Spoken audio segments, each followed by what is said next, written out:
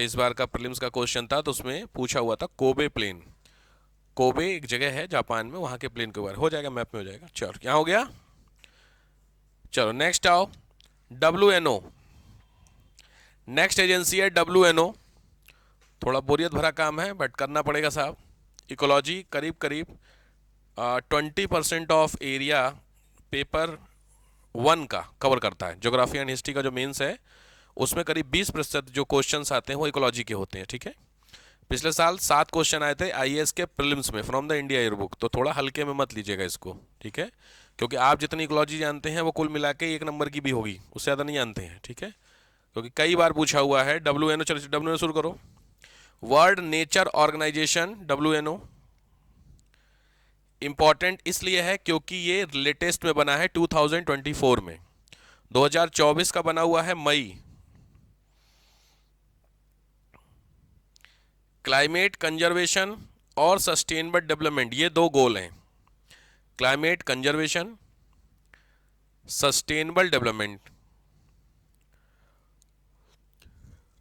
Climate conservation and sustainable development, ये 2 इसके गोल हैं। बहुत इंपॉर्टेंट नहीं है लेकिन ये कि जो रिसेंट में डेवलप हुए हैं वो आपके काम के। ठीक है। चलो नेक्स्ट आओ। IWMI। IWMI IWMI IWMI international water management institute. ये भी नाम से क्लियर हो जा रहा होगा आपको, कोई नई चीज़ नहीं है। ठीक है। ये ध्यान रखना इंपॉर्टेंट चीज़ क्या है कि ये ना एनजीओ है। एनजीओ जानते होंगे आप लोग, लिख लीजिए। It is a NGO which work in the research in the research field of water resources. Water resource की फील्ड का एक एनजीओ है जो रिसर्च करता है। पानी की बड़ी समस्याएं हैं, बहुत ज़्यादा जानते ही होंगे। विच डर which done in the research on the area of, या ऑन द कौन सा area, water resources. Water resources की फील्ड में रिसर्च करने का काम करता है, एनजीओ है, ये ध्यान रखना। अच्छा, इसमें आईएएस का क्वेश्चन है it is related to the food security, तो ये स्टेटमेंट ठीक बैठेगा।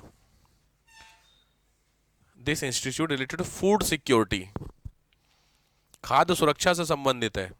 हाँ, खाने में ही पानी भी इंक्लूड होता है, ध्यान रखना। पानी अलग से कुछ नहीं होता है, खाना पीना एक ही होता है। आप खाली खा के रह सकते, बात समझ रहे हैं? दिक्कतें हैं तो जो खाना का मतलब पीना भी इंक्लूड है, तो ध्यान रखना। सिविल्स का आया हुआ क्वेश्चन है। हेडक्वार्टर कोलंबो में है। कोलंबो जानते होंगे आप लोग, थाईलैंड में है। लिख भी लिया थाईलैंड, लिख लिया। अच्छा, हम तो लिख भी लिया। कोलंबो श्रीलंका में। कल मीटिंग हुई है कोलंबो। हटाओ, क्या हो गया। नेक्स्ट आओ। UNFF क्या हुआ। अच्छा, लिख दिया क्या। अरे बेसर में लोग कोलंबो श्रीलंका लिख भी मारा। अरे भगवान, ऐसा भी मगन ना हो। Next heading, United Nation forum on forest. Next आइए। United Nation forum on forest, FF, UNFF। नाम से ही पता चल रहा है कि फोरम ऑन फॉरेस्ट है। 2000 में बना था। ओके, ध्यान से लिखेगा। अ सब्सिडरी बॉडी ऑफ इकोसॉक। इकोसॉक की सब्सिडरी बॉडी ECOSOC। इकोसॉक क्या होता है यूएन में कवर करेंगे। इकोसॉक की सब्सिडरी बॉडी है। यूनाइटेड नेशन जो होता है, यूएन सबने सुना होगा, तो यूएन के अंदर बहुत सारे आपने सुने होंगे, सिक्योरिटी काउंसिल, जनरल असेंबली वगैरह, तो उसमें एक एजेंसी होती है इकोसॉक, ECOSOC, उसका ये पार्ट है इकोसॉक। 3 एम है, protection of forest, management, development. Bilateral meeting होती है, 2-2 साल में होती है। ठीक है। अच्छा, एक चीज ध्यान रखिएगा। ओके, एकमात्र ऐसा इन्वायरमेंट एजेंसी है जिसके अंदर यूएन के सभी मेंबर हैं, तो इसके मेंबर में लिखिएगा all United Nation country. Important facts है, only agency which has all United Nation members, UN के मेंबर। ठीक है, दुनिया में कुल मिलाकर के देश हैं 207, जिसमें से 197 को रिकॉग्नाइज किया गया था बाय द यूनाइटेड नेशन। फिलिस्तीन इज नॉट अ कंट्री। ठीक है, फिलिस्तीन को यूनाइटेड नेशन कंट्री नहीं, हम मानते हैं कंट्री। जैसे तिब्बत आपने सुना है, तो तिब्बत एज अ कंट्री नहीं है, लेकिन हमने उसको तिब्बत को क्या बोला, एक कंट्री माना है। तो हमारे मानने से तो नहीं होगा ना, दुनिया क्या मानती है वो इंपॉर्टेंट होता है। तो फिलिस्तीन का इश्यू होता है, देखो क्या होता है, किसी भी देश को एज अ कंट्री अनाउंस करना, वो कंट्री बनाता कौन है, यूनाइटेड नेशन में एक एजेंसी, उसका नाम है जनरल असेंबली। जी है, जनरल असेंबली में 197 मेंबर ये जनरल असेंबली होते हैं। अब समस्या क्या है, समस्या ये है कि अगर किसी भी कंट्री को या किसी भी एरिया को एज ए कंट्री अनाउंस करना है तो जनरल असेंबली में वोटिंग होती है। अब दिक्कत यह है कि जो जनरल असेंबली में वोटिंग की बात की जाएगी तो ऑब्वियस बात है वोट देने के लिए सारे देश आएंगे। इसमें से जो सबसे टॉप का है वो है यूएसए, जो कि करीब 27% फंडिंग करता है यूएन की। अब हिसाब ये बैठा कि 27% फंडिंग एक देश कर रहा, फिर बाकी जो दूसरे नंबर पे है वो है चाइना, रशिया जो आते हैं वो 13% है। तो डिफरेंस देख रहे हो कितना है भाई, एक कुल मिला के 100 रुपये किसी के पास जा रहा है, जिसमें से 27 एक बंदा दे रहा और बाकी लोग 13, जैसे हम लोग 7 है अराउंड, हम लोग का 2.8 पॉइंट्स करते हैं, आप 7 पहुंच गए, मतलब इंडिया लगभग 7 रुपये देता है फंडिंग में। तो लॉजिक बात है, तुम्हारी वैल्यू भी तो 7 रुपये जितनी हुई।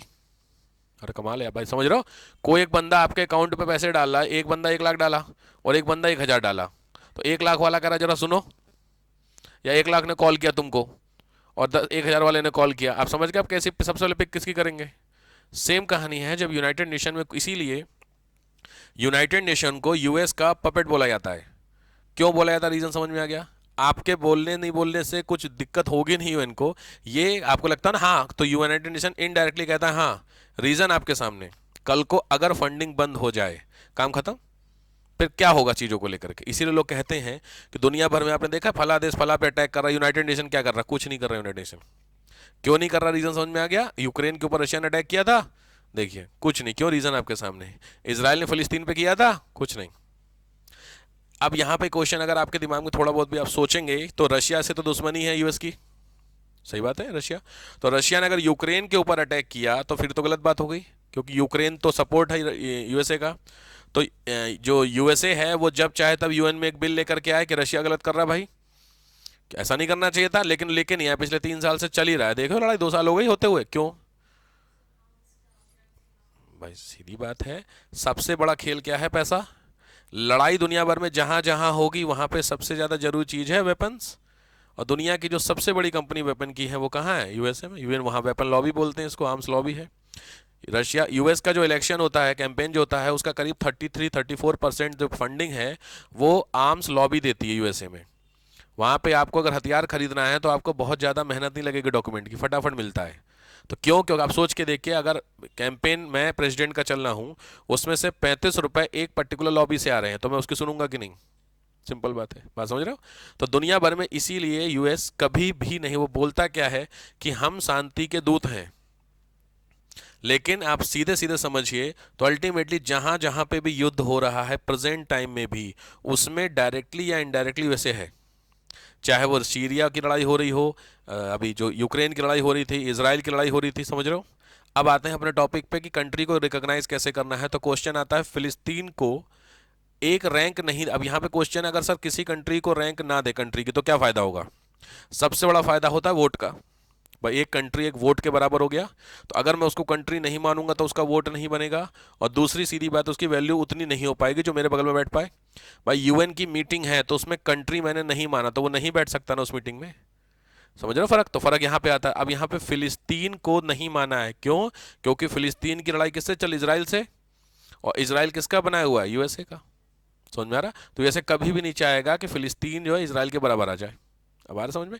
इसीलिए यूनाइटेड नेशन ने फिलिस्तीन को ऑब्जर्वर कंट्री की रैंक दे रखी। ऑब्जर्वर कंट्री, कंट्री बनने की डायरेक्शन में लास्ट स्टेप है, उसके बाद वो कंट्री बन जाएगा, बात समझ रहे हैं। तो फिलिस्तीन एक देश है बाकी लोगों की नज़र में, खास करके वैसे देश जो मुस्लिम मेजोरिटी रखते हैं, उन्होंने फिलिस्तीन को एक देश माना है, यूनाइटेड नेशन ने नहीं माना। रीजन आपके सामने, क्लियर हो ये चीजें। तो यहां पे होता है इसी तरीके से रशिया यूक्रेन वाला जो था, या फिर ये था, खैर पता नहीं बात कहाँ से आई थी ये। मेंबर्स, ओके, हाँ सारे जितने भी, हाँ तो 207 कंट्री दुनिया में हैं राइट नाउ, जिसमें से 197 को रिकॉग्नाइज है, बाकी कितने बचे आपके 10। तो जो 10 कंट्री हैं उनको कंट्री नहीं माना है। तिब्बत भी इसीलिए नहीं माना गया है क्योंकि उसके पीछे रीजन है चाइना। तिब्बत को अगर हम देश मान लेंगे तो चाइना का बवाल है, चाइना तिब्बत के ऊपर चाहता है कंट्रोल। सीधी बात है, तिब्बत के एरिया को भारत तिब्बत को मानता है कि देश, लेकिन चाइना नहीं मानता, और चाइना भी ठीक ठाक ही वैल्यू करता है वहां पे। पैसा मैंने बताया ना चीजों को लेकर के सेम, ठीक है। हम नहीं भी चाहते हुए फिर भी हम चाइना का कुछ नहीं कर पा रहे। क्यों? क्योंकि दुनिया से जो सबसे ज्यादा माल खरीद रहे हो हम ही खरीद रहे चाइना से। तो आपके बोलने से कुछ होगा नहीं कब तक, जब तक हम चाइना को इकोनॉमिक रूप से बैक नहीं कर। जैसे कल की रिपोर्ट आ गई वहां चाइना में, तो वो हो गया है निगेटिव ग्रोथ रेट हो गई है, कल की रिपोर्ट आ गई है, कल या परसों की रिपोर्ट में देख रहा था, हिंदू की रिपोर्ट आई है, निगेटिव ग्रोथ रेट आ गई पॉपुलेशन में। समझ गए? ये बहुत बड़ा कंसर्न है किसके लिए? चाइना के लिए। निगेटिव ग्रोथ रेट समझे, वहां के लोग दो, जैसे होता है ना हस्बैंड वाइफ, तो वो लोग बच्चे प्रोड्यूस नहीं कर रहे। नेगेटिव ग्रोथ रेट मतलब समझ गया क्या होता है? ग्रोथ रेट का मतलब एक होता है, जैसे हमारे इंडिया की ग्रोथ रेट 2.6 है राइट नाउ। 2.6 का मतलब होता है दो लोग हैं वो 2.6 बेबी पैदा कर रहे हैं। 2.6 का मतलब आधा बच्चा। अब सिस्टम समझ में आ रहा है क्या होता है? सिस्टम का मतलब हो रहा है अप्रॉक्सीमेट एवरेज निकल रहा है ना। नहीं, कुछ लोग लगता है ये क्या चक्कर है कि टू ढाई ढाई बच्चा पैदा हो रहा है, ये क्या चक्कर है? एवरेज है, जैसे अफ्रीकन कंट्री का जो एवरेज है वो 4.3 तक है ऑन एन एवरेज। तो हिसाब ये बैठा कि जो दो लोग हैं वो चार बच्चे कर रहे हैं, तो ये पॉपुलेशन बस्ट होता है। सुना आपने? ओवर पॉपुलेशन होता है। इंडिया भी एक जमाने में 3.5-4 था, अभी घटते घटते 2.6 पे आ गया। इंडिया की कॉमन जो डिमांड है वो 2 है, 2.1 की डिमांड है। जिस भी दिन इंडिया 2.1 पे आएगा उसी दिन इंडिया की जो पॉपुलेशन पॉलिसी होल्ड पे चली जाएगी, क्योंकि दो बच्चे तो चाहिए ही चाहिए। क्यों? हस्बैंड वाइफ दो हैं, तो दो अगर मरेंगे तो दो बच्चे होंगे, तो रिप्लेस होते चल रहे हैं, तो ये बिल्कुल बैलेंस चल रहा है। दो से ऊपर ये एक्सेस है, दो से कम ये नेगेटिव है। बात समझ रहे हैं भाई? कल को दो की जगह अगर एक ही हो रहा है तो एक कम होता जा रहा है। कल को इसकी शादी होगी उससे भी एक ही होगा, तो एक ही होगा, समझ रहे हो कितना डाउन आ रहा। अब चाइना में एक भी नहीं हो रहा है, तो इसको बोलते हैं नेगेटिव ग्रोथ रेट। जो पैदा हुआ वो मरेगा तो पक्की बात है, ये तो शाश्वत सत्य है, भगवत गीता में लिखा है। जो आया है वो जाएगा, और आया है जाएगा, और उसने अपने आप को रिप्लेस नहीं किया तो सीधी बात है धीरे धीरे देश खत्म हो जाएगा कि नहीं। ऑस्ट्रेलिया ऑलमोस्ट खत्म होने जा रहा है। जो वहां की लोकल पॉपुलेशन है ऑस्ट्रेलिया की, वेस्टर्न यूरोप की, उन्होंने बच्चे प्रोड्यूस, क्योंकि उसके पीछे सबसे बड़ा जो रीजन है वो है महंगाई, और दूसरी सबसे बड़ी सरदर्दी। आप यहां पे गाजियाबाद दिल्ली में देखिएगा, जो रिप्लेसमेंट है बेबी को, आपने देखा होगा एक पहुंच गया है। मैक्सिमम फैमिली में मैंने देखा है, नोटिस किया है कि एक बच्चा है। क्यों? उसके प्यारे सर बहुत है भाई यहाँ पे, इतनी दिल्ली में रहना, खाना पीना, भाई सीधी 10,000 रुपये फीस है, 8,000 रुपये फीस, 6,000 रुपया है। एक कॉमन पर्सन जो बीटेक करके जॉब कर रहा है 30-35-40,000 कमा रहा। लॉजिक है। अब हिसाब लगा लीजिए यहाँ पे रेंट, ईएमआई, गाड़ी का, फिर बच्चे का खर्चा कहाँ से होगा? खत्म कहानी। तो अब सोच के, अब दिक्कत क्या हो, समझ, दो से एक पे आ गए। ये यहाँ का गांव में वैसे, पहले आप चेक करना आपके जो दादा थे वो कितने भाई थे? कितने? 9 भाई थे। इस रियलिटी है 12 लो, और कोई 10 है। आपके पापा कितने भाई? आप कॉमन सेंस से सोचिए, 12 से 3 पे एकदम से आए, 9 से 3 पे हो सकता है, एक आध का कम ज्यादा भी हो सकता है, डेटा वाला है, बट लॉजिकली सोचिए 9 से 3 पे सीधे 1/3 हो गए। अब आप कितने भाई हैं? पॉइंट आ रहा, 3 से 2 पे आ गए। ये आपकी जनरेशन की बात। अब अपनी जनरेशन में देख के अगल बगल में जो आपने देखा होगा जिनकी 3-4-5 साल हुआ शादी हुई, उनको चेक करना, उनका एक है रिप्लेसमेंट। समझ रहे हो? ये आप सोच के देखो, 9 से 1 पे आ गए हम। एक से नीचे तो वैसे भी कुछ नहीं है, एक के नीचे कौन सा डेटा? 0। हाँ डॉग, हाँ देखो डॉग वाला कॉन्सेप्ट जो कल बता रहे थे, लॉजिक बात, उसमें खर्चा नहीं है ज्यादा। बट पॉइंट इज दैट कि अगर आप इस तरीके से सोचें, समझिए बात को, तो सबसे बड़ी प्रॉब्लम क्या है? देश खत्म। क्योंकि अगर लोग ही नहीं रहेंगे तो रिसोर्सेज का कौन क्या करेगा?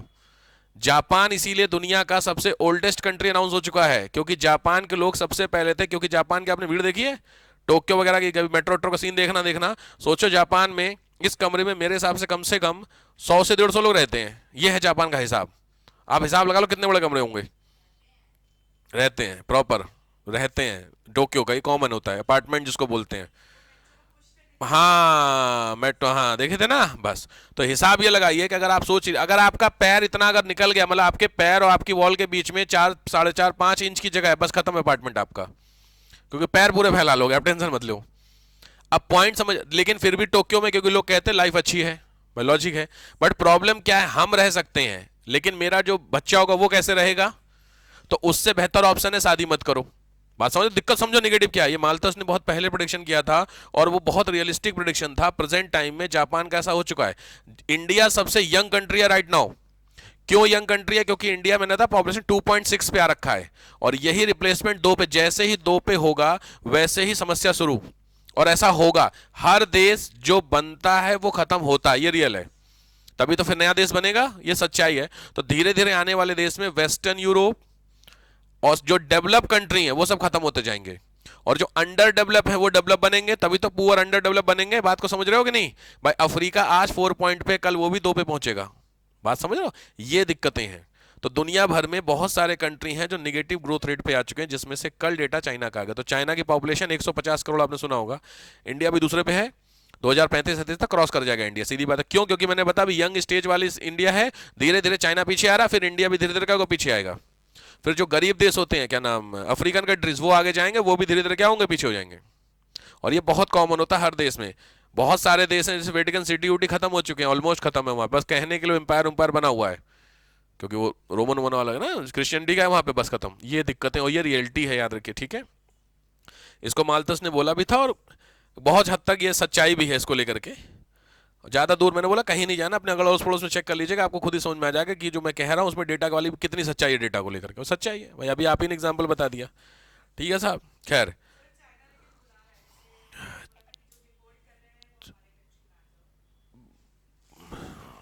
हो सकता है। देखो प्रॉब्लम समझो इसको, हंसी मजाक वाली बात अपनी जगह है, बट बात समझो, देश में सब कुछ भरा हुआ है, सोर्सेज, और अगर इंसान ही नहीं होगा तो क्या होगा? इमेजिन करो, ऑस्ट्रेलिया वाले इसीलिए क्यों परेशान हो रहे, ऑस्ट्रेलिया वाले भाई साहब पागल हो रखे हैं इस चीज को लेकर के। अब दिक्कत क्या है, अब या तो गवर्नमेंट महंगाई कम करे। प्रॉब्लम क्या है, महंगाई एक सर्टेन लेवल तक हो सकती है, उसके नीचे कम नहीं हो सकती है। यार भाई मैन्युफैक्चरिंग कॉस्ट लगेगी ना, जो लगती है कि नहीं। अब सेम डॉलर में अगर आप पेमेंट करनी है, हम यहाँ पे रुपए में पेमेंट कर रहे तो दिक्कत है कि नहीं है? बात को तो समझिए। तो इसमें लोगों की भी गलती बहुत ज्यादा नहीं कही भाई यहाँ। अच्छा, यहाँ के लोगों ने क्यों नहीं पैदा कर रहे बच्चे? कॉमन सेंस बताइए, कुछ रीजन बताया अभी मैंने आपको, रीजन बताया सबसे बड़ा तो यही सेम कहानी हर जगह है ना भाई। हमारे यहाँ तो रुपए में, वहां तो डॉलर में है भाई। वहां पे एक हिसाब किताब लीजिए तो वहां पे एक ब्रेड करीब $2 के आसपास आती है। $2 का मतलब हुआ ₹150, 80 के हिसाब से लगाओगे तो 160। अब आप यहाँ बोले ₹160 की एक पैकेट, आपको क्या बात कर रहा है यार, हम तो 30 रुपए में खरीदते हैं। पॉइंट समझ में आ रहा है ना? तो कन्वर्जन रेट भी इतना खतरनाक है। अब बताइए, तो प्रॉब्लम तो समझिए कि भाई दुनिया क्या कह रही है यार, इसीलिए भैया। खैर चलिए, ये हो गया आपका, ये हो गया अभी आपका फोरम ऑन फॉरेस्ट लिखवा दिया मैंने। ये बना था आपका 2000 में। अच्छा, इकोसॉक का पार्ट है ना ये? हाँ, 2000 में बना था, अक्टूबर 2000 में। हर 2 साल में, ये मैंने लिखा दिया ना शायद। न्यूयॉर्क हेडक्वार्टर है, हो गया, न्यूयॉर्क हेडक्वार्टर है। न्यूयॉर्क कहाँ पर है? ब्राजील में, यूएसए में। यूएसए में कहाँ पर है? ईस्टर्न या वेस्ट कोस्ट में? ईस्ट या वेस्ट? अरे मैं पूछ रहा हूँ, ये क्या, इधर है सर। इधर का मतलब कोस्ट कौन सा हुआ, सही बता रहे हो, बट कौन सा कोस्ट हुआ? हाँ, स्टेट आइलैंड हुआ, बिल्कुल सही यार, बट है कौन सा डायरेक्शन हुआ वो? सही कहो, पहुंच सही गए, बिल्कुल सही पहुंचे हो। ईस्ट कोस्ट, ईस्ट कोस्ट हुआ, कोई दिक्कत नहीं, बिल्कुल सही। नेक्स्ट आइए, world watch institute. World watch institute, world watch institute, ध्यान से, मतलब ये कुछ नहीं है ऐसे, इसका कोई हर जगह शॉर्ट नहीं हो जाता है, लिख लियो पूरा, हद हो गई। वर्ल्ड वॉच इंस्टीट्यूट प्रॉपर जो है यही नाम है, इसको छोटा कर लो। वर्ल्ड वॉच इंस्टीट्यूट इंपॉर्टेंट है, 1974 का है, लेस्टर ब्राउन ने इनको दिया था। लेस्टर ब्राउन का कॉन्सेप्ट है, LESTER, लेस्टर ब्राउन का कॉन्सेप्ट है। ईयर है 74। 3 एरिया पे फोकस करना था। वर्ल्ड वॉच इंस्टीट्यूट है तो आप समझ ही रहे होंगे, ध्यान देने वाली चीज है। पहला है climate, first area climate. Second है food and agriculture, FAO, food and agriculture FA। और थर्ड है इन्वायरमेंट एंड सोसाइटी। ये यार बड़ा इंपॉर्टेंट क्वेश्चन उठ गया भाई इसमें। इन्वायरमेंट का सोशल इंपैक्ट बताओ जरा मुझे, क्वेश्चन समझ में आया? इन्वायरमेंट का social impact, loss of habitat. अच्छा चलो, और सीधा नहीं जुड़ा ये क्वेश्चन, समझ में आ गया? इन्वायरमेंट का इकोनॉमिक इंपैक्ट समझ गए आप? इन्वायरमेंट से नुकसान हो रहा कि नहीं? अरे इन्वायरमेंट का इकोनॉमिक इंपैक्ट मतलब होता है इकोनॉमी डिक्लाइन होगी, आप ऐसे इलाके में काम कर रहे हैं जहां इन्वायरमेंट खराब है, तो उस इलाके की इकोनॉमी डिक्लाइन होती जाएगी, लोग काम बंद करेंगे ना, तो ये इकोनॉमिक इंपैक्ट हो गया। अब आया समझ में? ऐसे मैं पूछ रहा हूं आपसे सोशल इंपैक्ट, मेंस का आया हुआ ये इसका क्वेश्चन है भाई ये।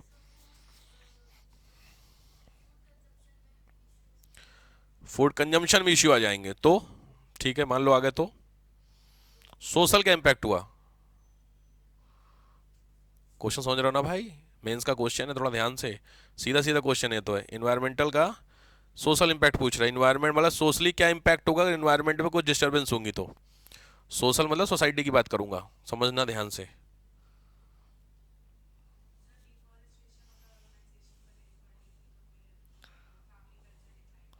हाँ, ये इंपॉर्टेंट पॉइंट था, याद रखिए, यहाँ पे फैमिली वैल्यूज की बात की जा रही है कि जो फैमिली कल्चर होता है वो इन्वायरमेंट के अच्छे होने से बढ़ता है या खराब होने से। भाई सीधी बात है, आपका रहने का मन कहाँ करेगा साथ में, जब एरिया ठीक होगा। अगर कोई पॉल्यूटेड एरिया होगा तो वहाँ रहने में दिक्कत होगी, तो धीरे धीरे फैमिली वैल्यू डिक्लाइन, इस सेंस में पूछा हुआ था। ठीक, इसको लिख लीजिए, तो डायरेक्ट क्वेश्चन आ रखा है, what is the social impact of environment, social impact of environment in our society, हमारी समाज में, सोसाइटी में सोशल इंपैक्ट क्या होगा इन आवर। बड़ा इंपॉर्टेंट है क्वेश्चन, थोड़ा ध्यान से कोशिश कीजिएगा लिखने के लिए। चलो नेक्स्ट आओ, हो गया ये? हाँ हाँ हाँ, ऑब्वियस, बिल्कुल बिल्कुल। सबसे इंपॉर्टेंट है, जो सोसाइटी होगी वो ब्रेक डाउन हो जाएगी। क्यों हो जाएगी? क्योंकि मैंने बताया, अब सीधी बात, आप पहाड़ों पे जाना आपको क्यों अच्छा लगता है? रीजन समझ रहे हो? तो पहाड़ों पे जाना क्योंकि वहां का सर नेचर बहुत अच्छा होता है, पॉल्यूशन फ्री इन्वायरमेंट है, तो खुशहाली अंदर से लगती है। तो अगर मैं आपको बोलूं कि आपको मैं लाख रुपए की सैलरी दे रहा हूं और नैनीताल पोस्टिंग है, फर्क समझिए, और लाख रुपए की सैलरी दे रहा हूं और कानपुर पोस्टिंग है, पोल्यूटेड सिटी है, इंडिया का टॉप का, गाजियाबाद भी हाल दूसरे पे, बहुत पीछे हम नहीं है। तो ये दो चीजें, अब यहाँ पे आप समझ, ऑप्शन दोनों है, चूज आपको करना है, तो लॉजिक बात है, आप कौन सा चूज करेंगे? अब आया समझ में? बिना सोचे, समझ में आया? रीजन कुछ तो आपके दिमाग में आया, वही जो दिमाग में आया वही सोशल इंपैक्ट है इसका, इसका इन्वायरमेंट का, समझ गए? ये फर्क होता है। तो ये पूछा हुआ क्वेश्चन है, तो ऑब्वियस है इन्वायरमेंट, ऐसा नहीं कि इन्वायरमेंट से केवल इकोनॉमिक चीजें डिक्लाइन होती हैं, इन्वायरमेंट से। अच्छा, कल्चरल क्या इंपैक्ट होगा? कल्चर में कुछ डिक्लाइन होगा इन्वायरमेंट से? कैसा डिक्लाइन होगा? कल्चर डिक्लाइन हो जाएगा, कैसे? ठीक बात है।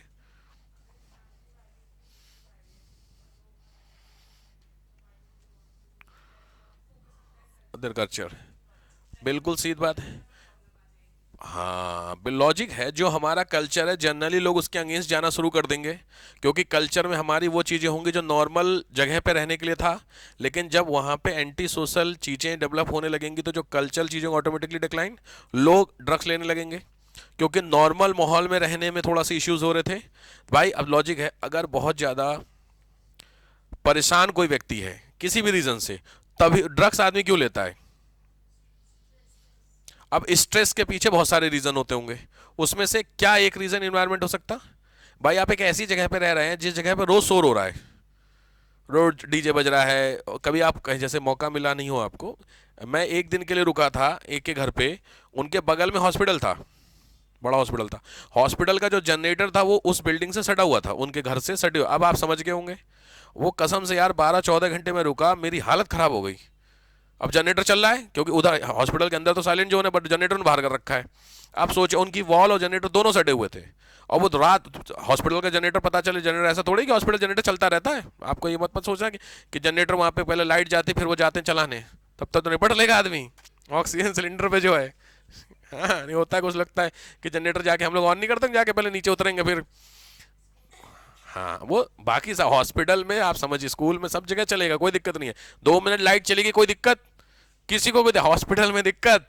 आप समझियो कोई बच्चा वेंटिलेटर पे है, कोई व्यक्ति, और आपने 2 मिनट रुक जा भाई, जनरेटर चला के आ रहा हूँ, आप समझ रहे हैं? हाँ, तो वहां का जो जनरेटर मैंने देखा वो 24 आवर चलता है। अच्छा, दिक्कत ये थी, मैं 12 घंटे रुका तो मेरी हालत में, भाई साहब से पूछो, पिछले 22 साल से रह रहे हैं वहां पे, अब समस्या पता, अब इसलिए मैंने उनको देखा है कि मतलब कि खत्म है कहानी उनकी फैमिली वालों की, मैंने देखा है उनके मतलब क्या होता है, मैंने बोला ना अगर आप बहुत ज्यादा शोर में रहेंगे तो लॉजिक बात है कोई डेवलपमेंट नहीं हो पाएगा आपका, फ्रस्ट्रेशन है लगातार, क्योंकि वहां पे उन लोग सोचो वो नॉर्मल बात करते तो भी चिल्ला के बात कर रहे हैं।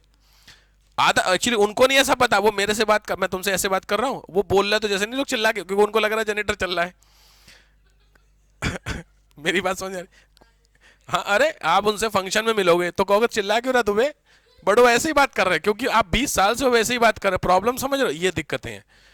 खैर ठीक है, तो आप, क्योंकि मैंने आपको बताया था जो नॉइस पोल्यूशन होता है ना पागलपन तक लेके जाता है चीज़ों को लेकर के बहुत ज़्यादा। जब आपके डीजे वाला मैंने एग्जांपल दिया, रात को 10-11 बजे तक सब बढ़िया है, डीजे में आपने नाच लिया 1 घंटा, फिर उसके बाद 1.5 घंटा भी नाच लिया, उसके बाद भी अगर डीजे चल रहा है और आपको आ रही नींद, होता थक गया नींद, अब नींद में तुम जा रहे हो डीजे बज रहा है, तो वही डीजे जो 1 घंटे पहले जिसको आपको बड़ा अच्छा लग रहा था, फ्रस्ट्रेशन होने लगेगा। अब बस बिलीव करिए कि रात को 11 से लेकर सुबह 6 बजे तक बज ही रहा है, इमेजिन करिए, और आप सो रहे हैं। आप समझ में आ रहा क्या सिचुएशन हो रही है, वैसा वो 22 साल से है। अब हिसाब लगाए उसका क्या हाल होगा लगातार में, साउंड में।